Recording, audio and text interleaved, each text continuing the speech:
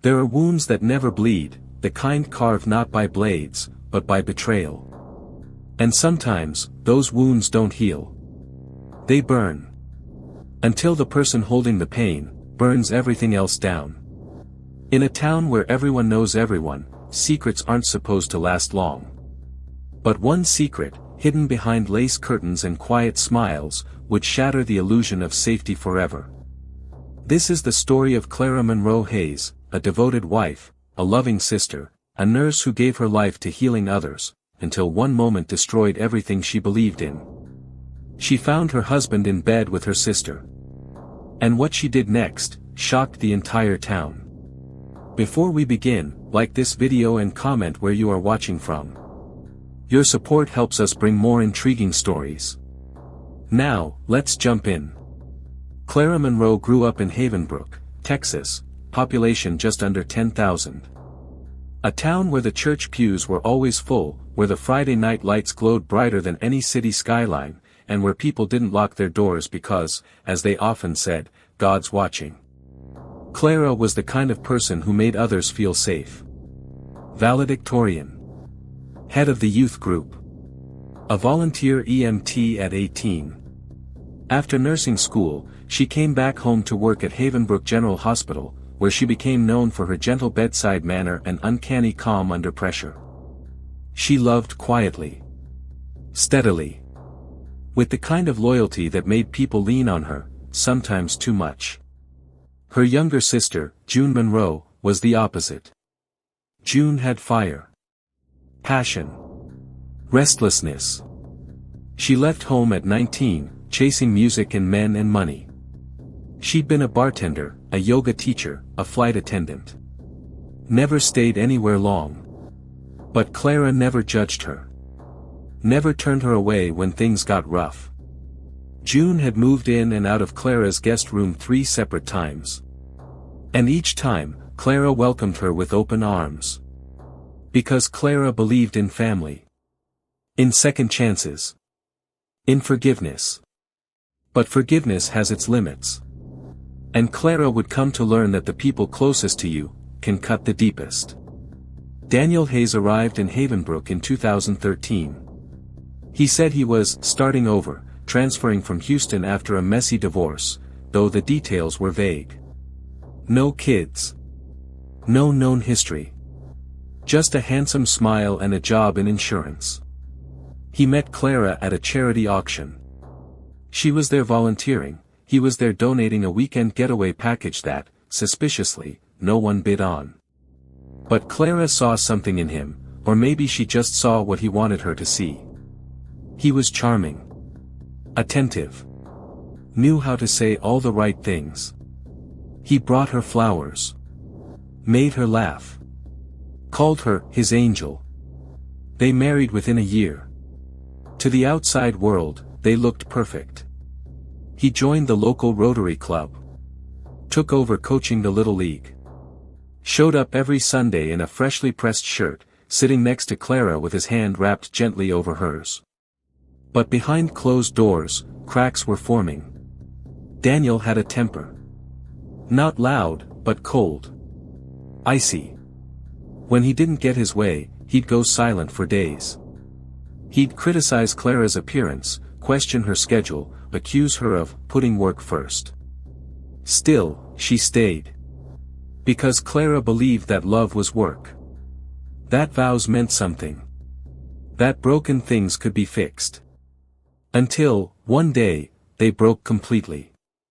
It was May 9, 2022, a date Clara would never forget.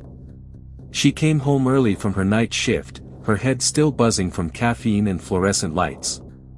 She had stopped at the market, picked up her husband's favorite cereal, and even grabbed a bouquet of wildflowers for the kitchen table. As she pulled into the driveway, something felt off. The porch light was off, Daniel always left it on. Inside, the house was too quiet. Not asleep quiet. Staged quiet. She dropped her keys. Set the flowers down. Walked past the kitchen, where 2 half-drunk glasses of wine sat on the counter. One with lipstick. Not hers. Then, the bedroom door. Open. Light spilling out. And inside, her husband. And her sister. Naked. Tangled. Neither of them noticed her at first. It was the moan, June's moan, that pulled Clara's heart out of her chest. Daniel turned, eyes wide. But not with guilt, with fear. Fear of being caught. Not of what he had done. Clara didn't scream. Didn't cry. She turned. Walked back down the hall. Out the door. Into her car. And drove. 3 days later, Daniel Hayes was reported missing. He hadn't shown up to work. His phone was dead. His car was gone. His gym bag was still in the trunk. Clara returned to work like nothing had happened. Friends said she seemed tired, but composed. Hollow, but not broken. June, however, was frantic. She told police she had moved out after the incident, claimed Daniel had texted her saying he needed space and was going to clear his head. The police searched the house. No signs of forced entry. No blood. No damage. Nothing, except the mattress. Gone. Replaced with a new one. Tag still on. When asked, Clara said the old one smelled like betrayal. That was the moment police got suspicious. Clara was brought in for questioning on May 15th.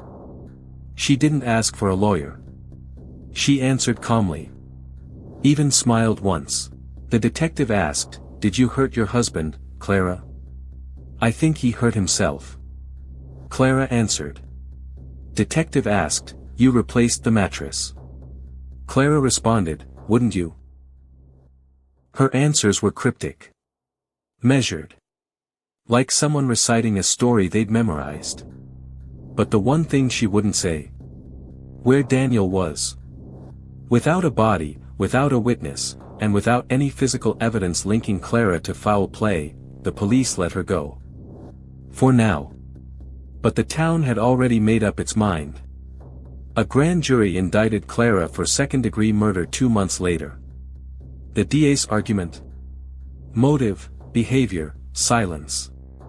They painted Clara as a woman scorned, who snapped when she discovered the affair and killed her husband in a rage.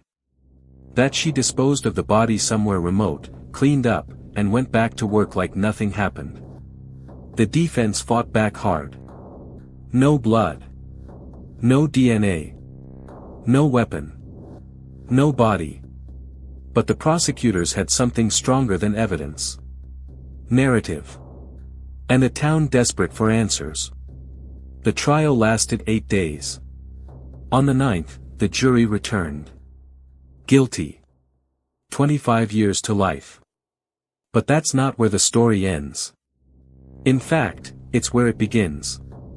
6 months after Clara's conviction, an anonymous letter arrived at the sheriff's office. Postmarked from Louisiana. No return address.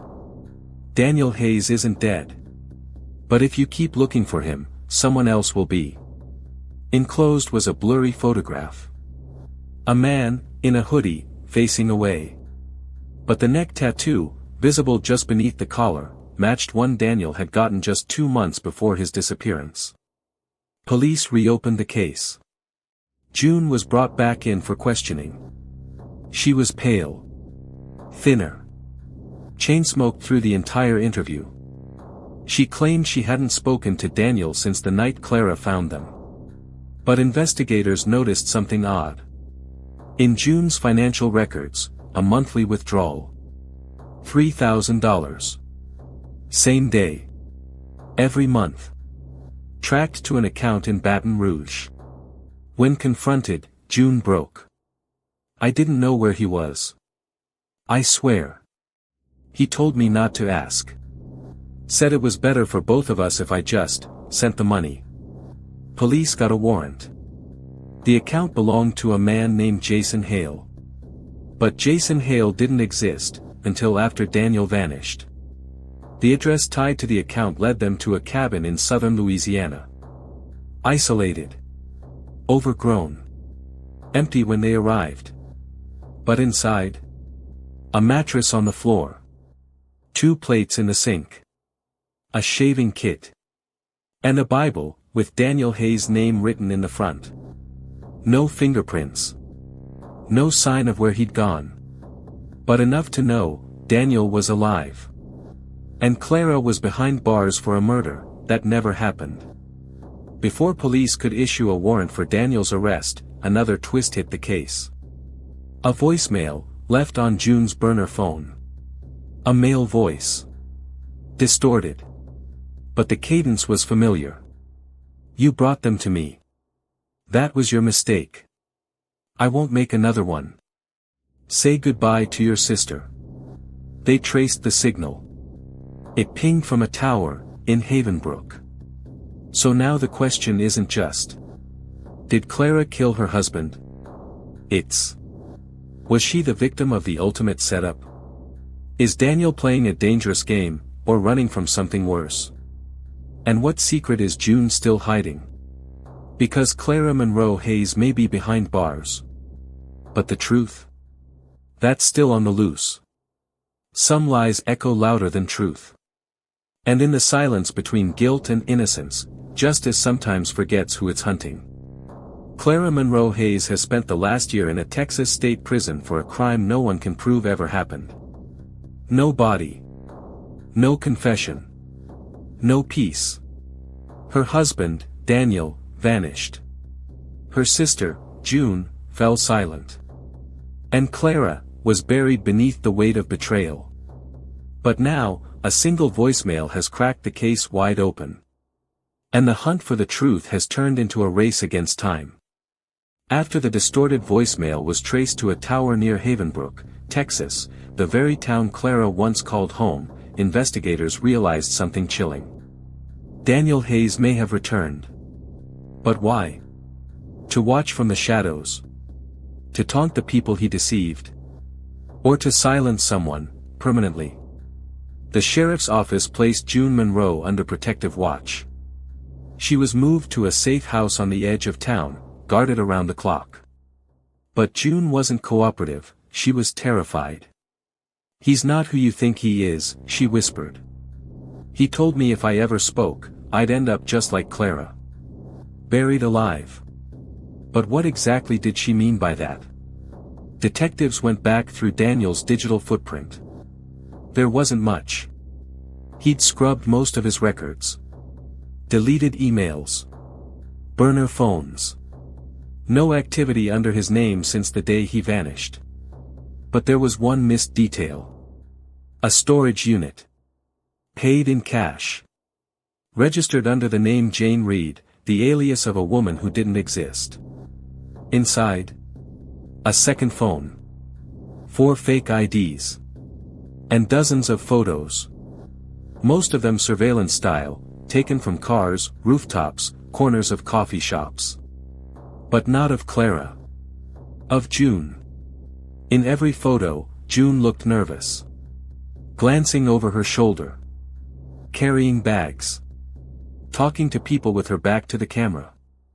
Was Daniel watching her? Or was someone else watching for him?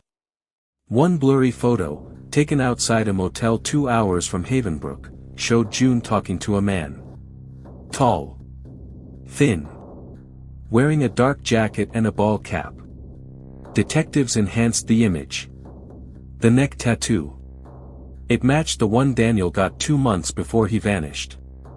A compass rose, just behind the ear. But there was a problem. The timestamp was from 3 weeks ago. Daniel Hayes, the man Clara was convicted of murdering, was alive. Confirmed. And yet, no one knew where he was now. Or what he was planning. Back at the state prison, Clara Hayes had remained silent through it all. No appeals. No interviews. No letters. Until now. After learning about the voicemail and the photo, Clara agreed to one thing, a private interview with the lead investigator. And what she said stunned everyone. I didn't kill Daniel, she said calmly. But I should have. The room froze. He wanted to ruin me. Said I made him feel small. That I needed to be reminded who was in control. It wasn't about June. It was never about her. That was just how he lit the match. He wanted to watch me burn. And then she leaned forward. But here's the thing about fire. If it doesn't kill you, it teaches you to stop feeling the heat. Digging deeper into Daniel's past revealed a disturbing pattern. 3 previous relationships. 3 women. All with similar stories. Love bombing. Isolation. Gaslighting. Disappearance. One had filed a restraining order in Houston before Daniel changed his name. Another had gone missing for a week, only to reappear confused and silent, refusing to speak publicly about what happened. The most chilling connection. All 3 had sisters.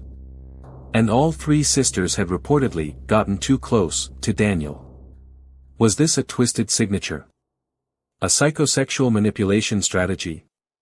Daniel didn't just cheat, he chose betrayal that left people shattered beyond repair. He didn't want to leave. He wanted to destroy. Then everything exploded. On the night of September 2nd, just after midnight, the safe house protecting June Monroe was breached. Locks picked. Cameras disabled. One guard drugged. June was gone. No signs of struggle. No blood. No forced entry. But left behind. A single playing card. The Queen of Hearts, folded in half. Torn at the center. A message. Authorities issued a statewide alert. Every road out of Havenbrook was monitored. Drones were dispatched. But nothing. It was as if June had disappeared into thin air. Again. And all eyes turned back to Clara. The twist came from an unlikely source, a retired journalist named Mara Sloan. She had covered Clara's trial and never bought the story. After June vanished, Mara followed a lead to Daniel's old family property, an abandoned farmhouse 20 miles outside Havenbrook, long since condemned. There, behind the barn, under a rusted metal trapdoor, Mara found a cellar. Locked. The smell hit her first. Then, the sound. Breathing. Inside, bound to a chair, bruised but alive, was June Monroe. She'd been there for 5 days. Starved. Beaten. Terrified. And with her was a chilling confession. According to June, Daniel never planned to stay married to Clara. She was a project. A possession. He had been grooming June for years. Manipulating both sisters into a web of jealousy, loyalty, and codependence. The night Clara walked in. It was staged. Daniel had invited June over, knowing Clara would find them. He'd set the stage for a breakdown. A scandal. Because that night, Daniel faked his own disappearance. Vanished. Framed Clara with circumstantial clues. And started a new life with June under a fake name, promising her freedom, money, love. But once Clara was behind bars, Daniel turned. Became paranoid. Controlling. Violent. And when June tried to escape, he locked her in a cellar, and made her write letters to the police, misleading the investigation. When June was rescued, the dam finally broke. Her testimony, detailed, backed by timelines, physical evidence from the cellar, and Daniel's forged documents, forced the state to re-examine Clara's conviction. The judge vacated the murder charge. Clara was released on October 12, 2023. After 516 days behind bars. But freedom didn't feel like victory. He took everything, Clara said in a press conference. And I let him. Because I thought love meant sacrifice. I didn't know it could mean survival. Daniel Hayes, meanwhile, still missing. 2 weeks after Clara's release, a final message arrived at her door. No stamp. No envelope. Just a photograph. Daniel. Standing in front of a mirror. A mirror cracked down the center. On the back, 3 words written in ink. See you soon. Some stories don't end. They just change shape. Like smoke. Like shadow. Daniel Hayes walked into Clara Monroe's life like a savior. He left it like a curse. And now, somewhere out there, he's still watching. Still playing. Still dangerous. Will Daniel be caught? What happens when predators become ghosts? And how do you heal, when justice is incomplete? This isn't just a story of betrayal. It's a war between truth and illusion. And it's not over yet. Comment below. Follow for part 2 because the truth is about to be exposed.